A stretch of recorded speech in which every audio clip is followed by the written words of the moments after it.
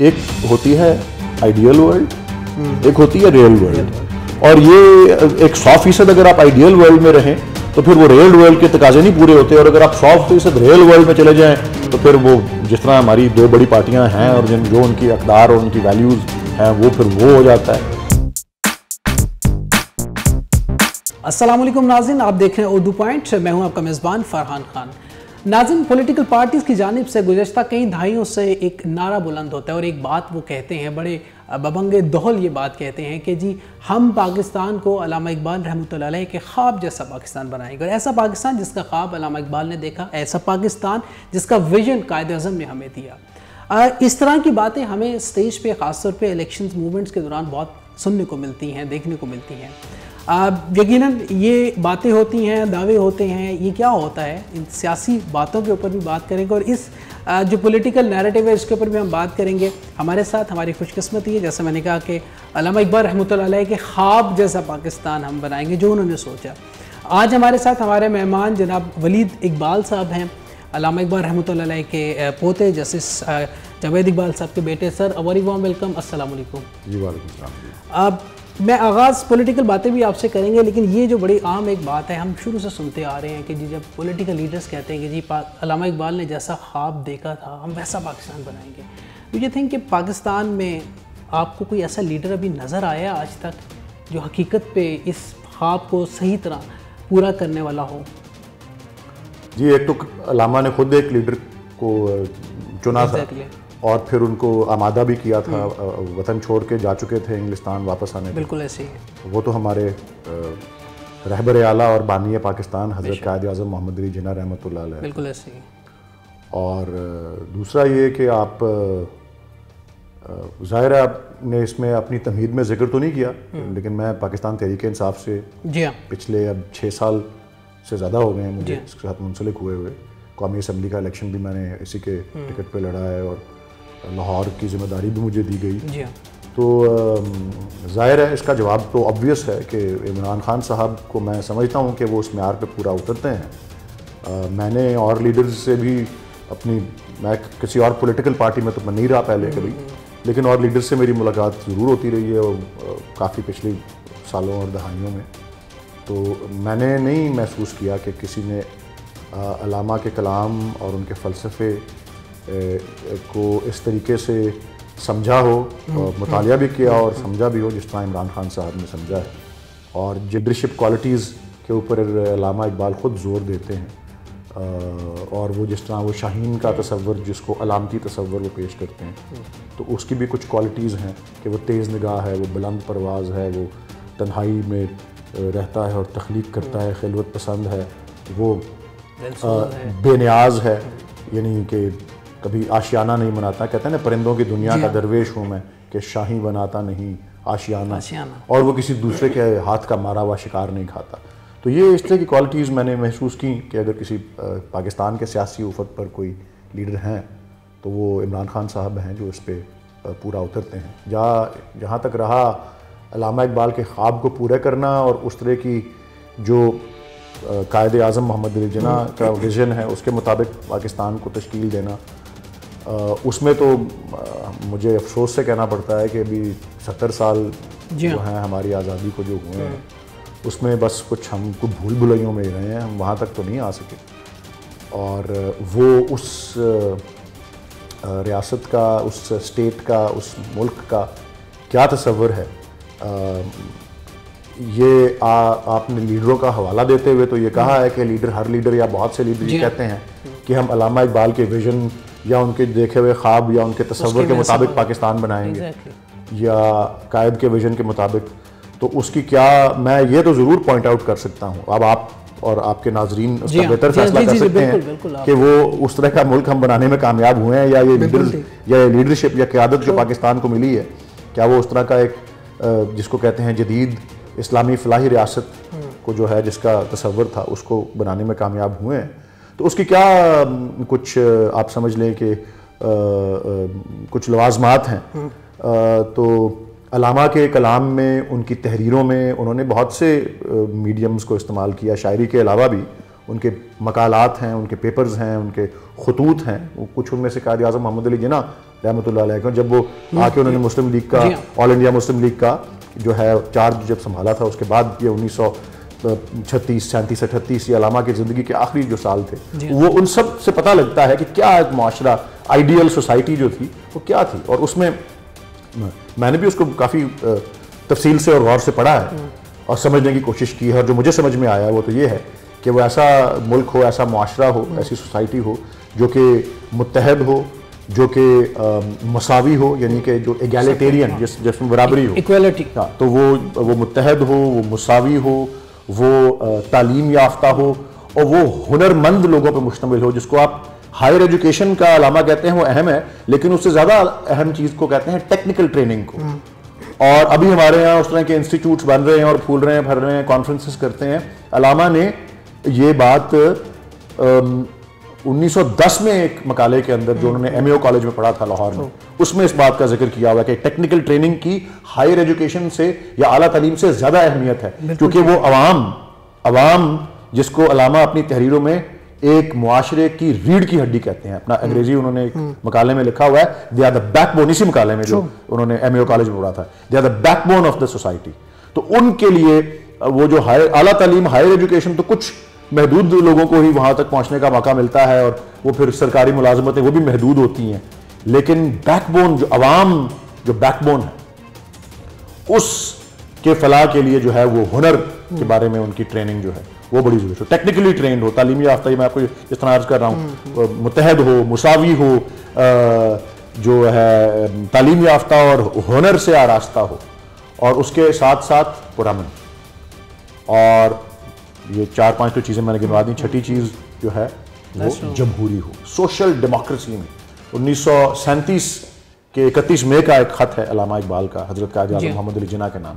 वो कहते हैं कि ये जो सोशल डेमोक्रेसी है, और सोशल डेमोक्रेसी की मिसाल आपको मिलती है ये जिस तरह स्कैंडिनेवियन कंट्रीज हैं, स्वीडन, नॉर्वे, डेनमार्क, ये जो है इस्लामी तालीमात, इस्लामी फ़िक़ा, इस्लामी कानून, इस्लामी रियासत के तसव्वुर के अंदर सोशल डेमोक्रेसी किसी इनकलाब की हैसियत नहीं रखती, बल्कि इस्लाम की असल पाकीज़गी की तरफ। It is a return to the original purity of Islam. तो ये तमाम वो लवाज़मात हैं। अब हम जायजा लेना शुरू करें कि जी हम कितने मुत्तहद हैं, हम कितने तालीम याफ्ता हैं, हम कितने हुनर से आरास्ता हैं, हम कितने मुसावी हैं, हम कितने पुरअमन हैं, हम कितने जमहूरी हैं। क्या अपना 30 साल तो मैं फौजी आमरीत का ही उसमें रहा ना, तो ये सारी तारीख आपके सामने है। और वो खूबियां और खामियां जो हैं, मतलब बदकिस्मती से वो खामियां ज्यादा ही हमें असर आती रही हैं और खूबियां कम देखने को। अच्छा, एक और चीज़ होती है कि खामियां जो होती है वो हाईलाइट ज़्यादा हो जाती हैं, कभी कभी ऐसा भी हो जाता है। But the point is this कि यू आर राइट कि हमें मुहासबा करने की बहुत शिद्दत से ज़रूरत है सबको। अच्छा, पॉलिटिकली और मैं एक दिलचस्प बात आपको अर्ज करूँ, ये मंसूब की जाती है, एक इस्लामी इस्लाहकार थे जिसको रिफॉर्मिस्ट कहते हैं, बनाम में मोहम्मद अब्दू। ये जमालुद्दीन अफ़गानी और मोहम्मद अब्दू एक उनका अपना 19वीं सदी में ये वही एक लड़ी है जिसमें अलामा भी अपने आप को गिनते हैं। इसमें ये इब्तिदा होती है शेख अहमद सरहिंदी मुजद्दद अल-अफ़सानी से, और फिर आगे सर सैयद अहमद खान, जमालुद्दीन अफ़गानी, मोहम्मद अब्दू, और अलामा अपने आप को कहते हैं कि मैं इसी लड़ी का एक मोती हूं, इसी सोच का, इसी इस्लाही, रिफॉर्मिस्ट, मॉडर्निस्ट, जदीद तजदीद अहद जो से कहते हैं उसका। तो मोहम्मद अब्दू ने जब काफ़ी यूरोप शोरप के भी दौरा किया अपने वक्त में, आज 200 साल पहले, और ये वो उन्होंने कहा, ये जो मैं आपको भी मिसाल दे रहा था स्कैंडिनेवियन कंट्रीज़ की, वो वहाँ गए, उन्होंने कहा जी कि वहाँ मतलब मुसलमान तो नहीं थे, लेकिन मैंने हर तरफ इस्लाम देखा। और मैं यहाँ आया, इधर इस इलाके में, अफगानिस्तान, बड़े शरीर में उस वक्त का हिंदुस्तान में, तो यहाँ तो कहते हैं मुसलमान तो बहुत सारे थे, लेकिन इस्लाम पे नजर नहीं आता। तो वो अक़दार जो हमें अपना हमारा दीन देता है, वो औरों ने ज्यादा अपनाई हैं और कामयाब हुए हैं। और उनकी खूबियों की बात ज्यादा होती है और खामियों की कम होती है, क्योंकि वो खूबियां हैं ही ज्यादा और खामियां कम है। हमारे यहाँ बस ये है कि ठीक है उजागर ज्यादा होती है क्योंकि वो है भी ज्यादा। अच्छा, ये नजर आता है कि हमें कि उन्होंने अलामा को बड़ी गहराई से पढ़ा है, उनको समझा है, फिर उसको इम्प्लीमेंट किया है, जो उनके सिस्टम में या चीज़ों में नज़र आता है। अच्छा वली साहब, मुझे बताइए कि आपने पॉलिटिकली जब बात की, जो कि पाकिस्तान तहरीक इंसाफ के, हम ये ज़रूर कह सकते हैं कि आप नज़रियाती लोगों में से हैं जिनकी जिनका आगाज़ पाकिस्तान तहरीक इंसाफ से है, जिनका साथ पाकिस्तान तहरीक इंसाफ से शुरू हुआ। अच्छा, ये जो आपने बात किया इमरान खान साहब का विजन, यकीनन जब इलेक्शन 2013 थे उस वक्त एक होप भी थी लोगों को, अब भी होप है। वो समझते हैं कि corruption, he is not corrupt, जो सबसे बड़ी चीज़ एक उनके साथ की जाती है। अच्छा, ये हम अक्सर ये बात सुनते भी हैं और कही भी जाती है कि एक नैरेटिव जो है, नए लोगों का नैरेटिव, नज़रियाती लोगों का नैरेटिव, फिर पाक साफ लोगों का नैरेटिव, यंगस्टर्स का नैरेटिव, तो व्हाट डू यू थिंक कि अब थोड़ा सा बदलता नहीं है पाकिस्तान तहरीक इंसाफ में? देखें जी, मैं बहुत तवील जद्दोजहद है इमरान खान साहब की, और किसी भी ये पाकिस्तान की, ये अब 2013 जिसके ऊपर हमने एतराज़ अपने किए में तहफ़्फ़ुज़ात हैं, चलें वो जुडिशल कमीशन में साबित नहीं हो सके। देखें, एक चीज़ का होना या ना होना एक चीज़ होती है, उसका साबित करने में कामयाब होना एक और चीज़ होती है। ठीक है। तो मैं अभी भी, मेरा अपना तजर्बा, मैंने कौमी असम्बली का इलेक्शन लड़ा है, उसमें क्या क्या कुछ हुआ है मुझे पता है, लेकिन उसके बावजूद second largest number of votes, बिल्कुल ऐसे ही है। तो ये दूसरी सबसे मकबूल सियासी जमात है वोट्स के एतबार से, चलें सीटों के एतबार से तीसरे नंबर पर है। इस साइज की पॉलिटिकल पार्टी पाकिस्तान की पूरी तारीख के अंदर इतनी जद्दोजहद के बाद कभी नहीं इस मरहले तक पहुंची। बिल्कुल ठीक है। सारी बड़ी पार्टियां जो हैं पाकिस्तान की, कौन सी रही हैं, वो PML N है या पीपल्स पार्टी है, उसके बाद तीसरे नंबर पे MQM आती है, या सारी पार्टीज जो हैं जो किसी मतलब स्प्लिंटर पार्टीज को छोड़ दें जिनकी 2-2, 4-4 सीटें हैं, जो सारी इस तरह की शुमार होती हैं पार्टीज, वो कहीं ना कहीं उनको किसी न किसी वक्त पे वो मिला है सपोर्ट, या इसी वही डिक्टेटरशिप की गोद से उन्होंने जन्म लिया है, वहां उनकी ट्रेनिंग और नशोनुमा हुई है, और उस के जरिए वो इक़्तिदार के ऐवानों में जो रहे हैं, उसकी जो प्रोजेक्शन मिलती है उसको फिर इस्तेमाल करके वो आगे फिर जमहूरी उस सिस्टम में चल गए। लेकिन वहां तक पहुंचने के लिए बहुत सी उनको सपोर्ट और बैसाखियां और इस तरह की चीजें मिली। इमरान खान साहब को ये मुसलसल कितनी लंबी स्ट्रगल, वो 16 साल की थी, जिसके बाद वो 2011 में उनको मकबूलियत उस तरह की मिली। बिल्कुल ऐसे ही है। लेकिन ये कहीं आइडियल और रियल के दरमियान में होता है। अब देखें हमारा आइडियलिज्म 2013 के इलेक्शन के वक्त क्या था, 80% सीट्स, 80% टिकट्स जो अवार्ड हुए थे PTI के, बिल्कुल कौमी असम्बली के, सूबाई असम्बली के, उसमें कितने 1100-1200 जितनी भी सीटें हैं, 80% उनमें से फर्स्ट टाइमर्स को टिकट्स मिले थे। मैं उनमें से जी हाँ बिल्कुल। अब पंजाब में 148 सीटें हैं, बड़ा सबसे सूबा है हमारा। हमारी कौमी असम्बली की कितनी नशिस्तें हैं, 10 के करीब हैं या उससे भी नीचे थे, 1-2 फिर हमको लूज करनी पड़ती वो बाई इलेक्शन में, जितना भी था 10 के करीब। आप अंदाजा करें कि 148 में से 10% सीटें भी नहीं हम जीत सके। बिल्कुल। और जो जीती है सीटें, अब मैं 8-10 में से मैं गिनवाना शुरू करूंगा आपको, नॉर्थ से शुरू करता हूं मैं, पंजाब से, वो टैक्सिला से गुलाम सरवर साहब एक्सपीरियंस्ड पॉलिटिशियन, शेख रशीद अहमद साहब रावलपिंडी से एक्सपीरियंस्ड पॉलिटिशियन, इमरान खान साहब जीते वो रावलपिंडी से, वो ज़ाहिर पार्टी के चेयरमैन। फिर नहीं, मैं नॉर्थ में ही रहता हूँ, अभी मियाँवाली में इमरान खान साहब जीते, या फिर उसके बाद जब वो ज़िमनी में हुआ तो अमजद अली खान न्याजी साहब जो डॉक्टर शेर अफगन के बेटे हैं, वो एक्सपीरियंस्ड पॉलिटिशियन। आप आए, शफकत महमूद साहब थोड़ी सी एक्सेप्शन है, वो पहली दफ़ा इलेक्शन में आए थे, आगे पहले वो सेनेट में रहे हुए थे, तो बराह रास्त इलेक्शन का पहला। अब लेकिन देख लें कितने पूरा सेंट्रल पंजाब गुजर जाता है, एक भी सीट नहीं। ये मैं नॉर्थ से शुरू करता हूं, हम यहां आ जाते हैं, फिर उसके बाद चीचावतनी में राय हसन नवाज साहब एक्सपीरियंस्ड पॉलिटिशियन। फर्दर साउथ अगर आप जाएं तो उधर जावेद हाशमी साहब ने हमारे टिकट पे उस वक्त सीट जीती, शाह महमूद कुरैशी साहब ने सीट जीती। तो ये सारे ये इससे पता लगता है कि यार जिनका इलेक्शन एक पूरा साइंस और आर्ट दोनों चीजें होती हैं, इसमें कोई शक नहीं है। सो वो जो 80% दिखते हैं देखे, वो ये सिस्टम हमारा इस तरह का है कि फिर आपके सामने रिजल्ट है 30, 32, 34 सीटें आई हमारी। तो इससे ये भी वाज़ेह होता है कि सियासी तजर्बा और इलेक्शन के आर्ट और साइंस को समझ बूझ रखने वाले और उस तजर्बे से जो गुजर चुके हों, उनकी भी एक वैल्यू होती है और उसको हम इनकार नहीं कर सकते। नहीं, वलीद भाई बिल्कुल ठीक कह रहे हैं। और ये जरूर है कि खैबर में बिल्कुल और चला है, और बहुत से हमारे जो वहाँ पे ज़्यादा सीटें तो हमारी वहीं आई, कौमी असम्बली की, सूबाई की भी वहाँ हमारी वो हुकूमत रही है अभी तक, और इंशाल्लाह जब तक असम्बलियाँ कायम हैं। सो उसमें बहुत से नौजवान हैं, बहुत से फर्स्ट टाइमर्स हैं, और ऐसे भी हैं जो कहते हैं कि जी हमारे 10-12 लाख रुपए, 15 लाख की लिमिट थी, अब जरा ज़्यादा कर दी है तरमीम के बाद, 10-12 लाख रुपए कौमी असम्बली के इलेक्शन में खर्च हुए हैं और वो जीत गए हैं।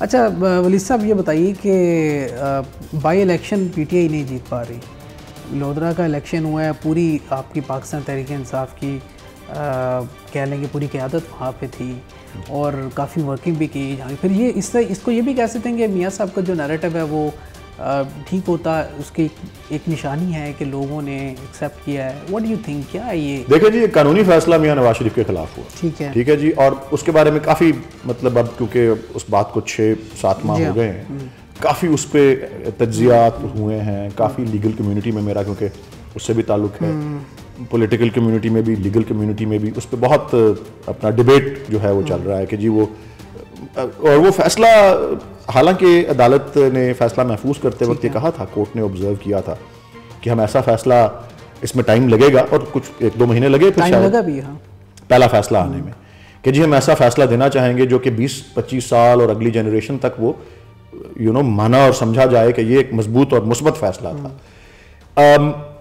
अब उसमें बातें इतनी सारी हुई, थोड़ी मुझे भी बतौर एक लीगल बैकग्राउंड रखते हुए थोड़ा सा ताज्जुब हुआ कि इतनी सारी चीज़ें थीं, मसलन के जी कौम से खिताब किया, उसमें एक बात की, फिर और वो रिकॉर्ड पे है जी ऐसे, और फिर दूसरा खिताब किया, उसमें एक और बात की, फिर असेंबली के फ्लोर पे एक बात की, उसमें एक और बात की, फिर कोर्ट के रिकॉर्ड पे एक और बात लेके आए। उतनी सारी चीज़ें थीं जिसके ऊपर, और इतने, मैं अपने राय में समझता हूँ ये कि इतने अच्छा खासा, इससे कहीं ज़्यादा मजबूत किस्म का जो है सॉलिड किस्म का फैसला आ सकता था कि यार इन वजूहात पे वो सादिक और अमीन के मेयार पे नहीं पूरे उतरे, बजाय कि वो जो जिसको अकामा को वो, अब क्योंकि उनको बहाना मिल गया कि जी ये पनामा करते करते अकामा निकल आया, और फिर उन्होंने उसको किया। बात सारी ये है, एक और मैं आपको अर्ज करूं, इसमें असल मामला देखें, ये तो सच और झूठ के वाले मामले पे सादिक अमीन का जो था उस पर तो उसने एक फैसला दे के डिस्क्वालीफाई कर दिया, लेकिन जितने मजीद जराइम का उन पे इल्जाम लगे हुए वो तो चल रहा है, उन्होंने नैब को भेजे कि भाई वो मुतलका इदारा है वो करे, और एक निगरानी उसकी करनी की कि जी वक्त बर वक्त और उसमें इधर उधर की वो ना हो, क्योंकि हमारे हिस्ट्री एक ऐसी रही हुई है। अब उसमें सबको पता है, और मियाँ साहब और उनके वकला को, उनकी फैमिली को, मुझे जो रोज खबरें उसकी आती हैं उससे नजर आता है, और नैब के कानून में ये बहुत बड़ा जुर्म है, बदतरीन जराइम में है कि जी आप एक सरकारी ओहदे पे रहे हैं, एक बार नहीं 3 बार, और इतनी दहाइयां मजमूई तौर पे, और आप दिखा रहे हैं आमदन मेरी ये है और आपके असासे ये हैं। अब ये फर्क जो है इन दोनों में वो किधर से आया? अब एक सूबाई सेक्रेटरी बलूचिस्तान में, उनके घर से उनकी तनख्वाह 5-6 लाख रुपए महीने की है, या उसकी सारा कुछ मिला मिलू के सारी सहूलतें शहूलतें, और घर में रेड पड़ता है तो 80 करोड़ रुपए का वहां पे फॉरेन एक्सचेंज निकल आता है, वहां पे फॉरेन एक्सचेंज और गोल्ड और जवाहरात जिनकी मालियत 80 करोड़ है। अब वो बंदा 20 साल 30 साल का करियर में भी इतना नहीं कमा सकता, तो फिर क्या कानून, मुहासबे का, एहतसाब का कानून ये तसव्वुर करता है कि आपके एलानिया आमदन से अगर आपके असासे ज्यादा हों तो आपको फिर साबित करना है कि ये जुर्म के नतीजे में नहीं हासिल किए हुए असासे, बल्कि ये जायज आमदन से हासिल किए हुए हैं, वाइट मनी है, अनलॉन्डर्ड मनी है, टैक्स पेड मनी है। अब वो असासे जो इंग्लिस्तान में निकले हैं और वो फिर पूरी फैमिली पे लागू होता है। ये नहीं कि जी मियाँ साहब को तो नाम नहीं था पनामा में, ये नहीं होता भाई, उसको उस पे, उसके स्पाउस पे, उसके चिल्ड्रन डिपेंडेंट पे सब उसमें आते हैं।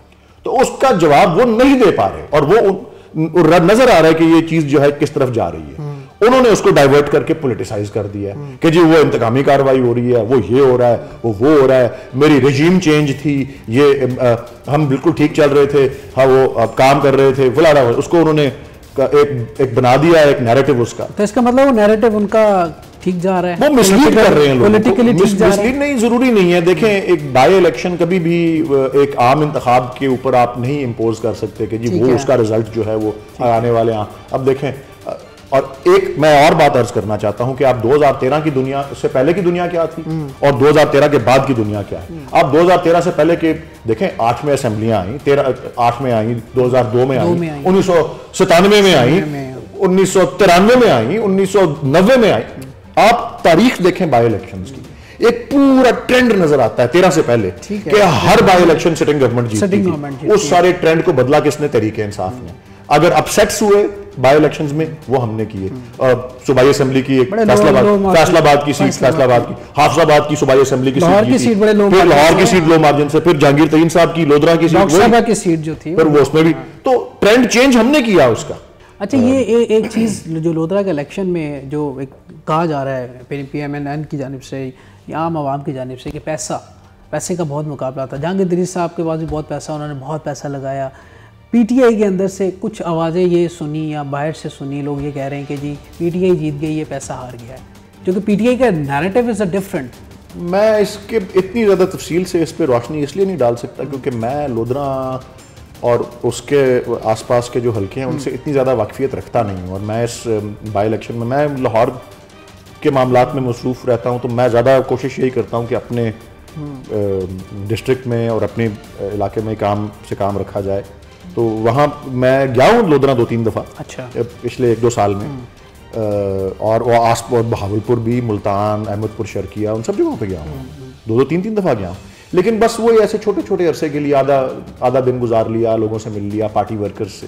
तो मैं कुछ कह इसलिए नहीं सकता क्योंकि मेरे पास बराह रास्त उसका इतना नॉलेज नहीं है, और फिर लोकल डायनामिक्स भी होती हैं। और इलेक्शंस में अगेन जब हल्का देही किस्म का होता है, लोधरा एक नीम शहर है, जी हाँ। वो पूरा किस्म का शहर नहीं है, वो मतलब देही ही एक है इलाका, तो डिस्ट्रिक्ट का स्टेटस तो उसको मिला हुआ है, लेकिन उधर लोकल डायनामिक्स भी बहुत सी होंगी, बहुत सी चीज़ें होंगी। प्लस देखें, जब रियासती मशीनरी और रियासती वसाइल का इस्तेमाल हो, वो एक कोई इंफरादी सतह के वसाइल जो हैं उसको मैच नहीं कर सकते। और उसका भी अपना एक देखें, जब 2015 में ज़िमनी इंतखाब हुआ है, देखें ये सीट तो PMLN ने नहीं जीती थी, 13 के इलेक्शन में एक आज़ाद उम्मीदवार जीत के फिर PMLN में चले गए थे, फिर वो आज़ाद उम्मीदवार की सीट खाली हुई, वही आज़ाद उम्मीदवार दोबारा PMLN के टिकट पे आए, तो उसमें उनको 40,000 वोट से वो हारे, पहले वो 12-13 हज़ार वोट से जीते थे। तो जाहिर है उनकी, देखें हर इलेक्शन से, बल्कि जो हारी भी पार्टी होती है वो ज्यादा सीखती है। 20-22 हज़ार से जीते, उन्होंने अब 27,000 तकरीबन 27-28 हज़ार से, अब परसों जो इलेक्शन रिसेंटली जो इलेक्शन हुआ है उसमें वो हम दूसरे नंबर पे इतने मार्जिन से आए हैं। लेकिन ये होता है कि बल्कि मैं खुद एक कौमी असम्बली का इलेक्शन कंटेस्ट किया, मैं काफ़ी बड़े मार्जिन से मैं सेकंड था,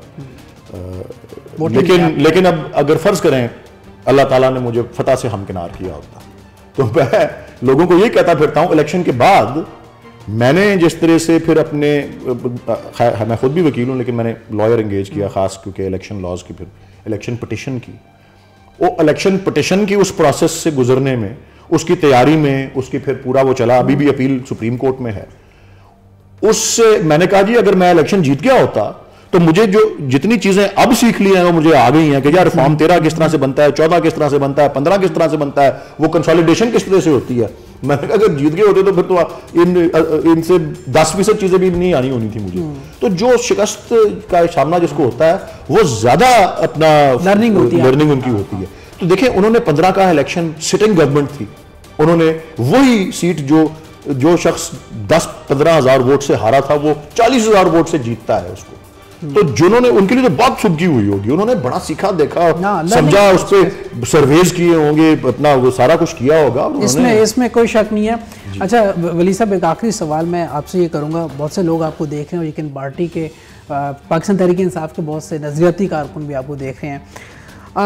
सवाल ये है कि आप नेशनल असेंबली का इलेक्शन लड़े हैं और आपने बहुत मेहनत की है, यकीनन अब आपकी काफ़ी ग्रिप है ग्राउंड लेवल के ऊपर भी, और वैसे भी हर चीज़ से आपको बहुत बेहतर पता है। अच्छा, आप जैसे जो नज़रियाती लोग हैं, अगर उनको टिकट नहीं मिलता नेक्स्ट इलेक्शन में, क्या आप पाकिस्तान तहरीक इंसाफ को सपोर्ट करेंगे? देखिए जी, मैं आपसे दरख्वास्त करूँगा, बल्कि आप सोशल मीडिया से या कहीं से अब तो हर चीज़ मिल जाती है, आप 8 नवंबर 2011 का कोई फुटेज निकालें जब मैंने ऐलान किया था कि मैं तहरीक इंसाफ में जो है आ रहा हूँ, और इमरान खान साहब मेरे घर तशरीफ़ लाए थे, मेरे वालिद उस वक्त हयात थे, वो भी साथ तशरीफ़ फरमा थे, वालदा को भी मैंने, हालांकि वो दोनों उन्होंने पार्टी नहीं ज्वाइन की, लेकिन मुझे पता था कि जी उनकी वेल नोन पर्सनालिटीज़ हैं, तो मैंने उनको कहा साथ बैठे, और मेरे माँ बाप थे, उन्होंने वो कैसे इनकार कर सकते थे, वो आके बैठे और वो सारी मुल्क में नशर हुआ वो जो प्रेस कॉन्फ्रेंस थी, तो मैं अपने अल्फाज उस वक्त के ही दोहरा देता हूँ, क्योंकि मैंने जब ऐलान किया वो मुझे अभी भी याद हैं वो अल्फाज, और आप उस फुटेज को लगाएं साथ इसके और दिखाएं कि मेरे लिए बड़ा अहम दिन है मेरी ज़िंदगी का कि मैं आज खान साहब के साथ तहरीक इंसाफ में शमूलियत का ऐलान कर रहा हूँ, और मेरे इस शमूलियत के साथ कोई डिमांड्स नहीं है, कोई कंडीशंस नहीं है, कोई शर्तें नहीं है, ये एक अनकंडीशनल ज्वाइनिंग है। और खान साहब मुझे टीम में रखें, वो मुझे 12वां खिलाड़ी बनाएं, वो मुझे 14वां खिलाड़ी बनाएं, वो मुझे 16वां खिलाड़ी बनाएं, या मुझे वो स्टैंड्स के अंदर बिठा दें, मैं इनके साथ रहूँगा। तो मेरा तो ये जवाब है जी। बाकी हर एक का अपना इनफरादी जवाब को शायद मुख्तलिफ हो सके, लेकिन मेरा तो यही जवाब है। Very nice. पाकिस्तान तहरीक इंसाफ के सीनियर रहनुमा जनाब वलीद इकबाल साहब हमारे साथ। Sir thank you very much, बहुत बहुत शुक्रिया आपका। यकीनन आपने गुफ्तगू सुनी वलीद साहब की, और ये कहते हैं कि जी ये पाकिस्तान तहरीक इंसाफ के साथ हैं, पाकिस्तान के साथ हैं, इमरान खान के साथ हैं, पार्टी कुछ भी फैसला करे ये पार्टी के साथ हैं, पार्टी को सपोर्ट करते रहेंगे। आने वाला वक्त बताएगा कि पाकिस्तान तहरीक इंसाफ यहाँ कितना इंसाफ होता है उन तमाम नज़रियाती कारकुनों के साथ, या पाकिस्तान तहरीक इंसाफ के मेंबर्स के साथ, या पार्टी वर्कर्स के साथ। अपने मेज़बान फरहान खान को उर्दू पॉइंट से दीजिएगा इजाज़त। ज़िंदगी ने तबाह की, साथ सोने वफा की। आपसे फिर मुलाकात होगी। टिल देन अल्लाह निगहबान। पाकिस्तान जिंदाबाद।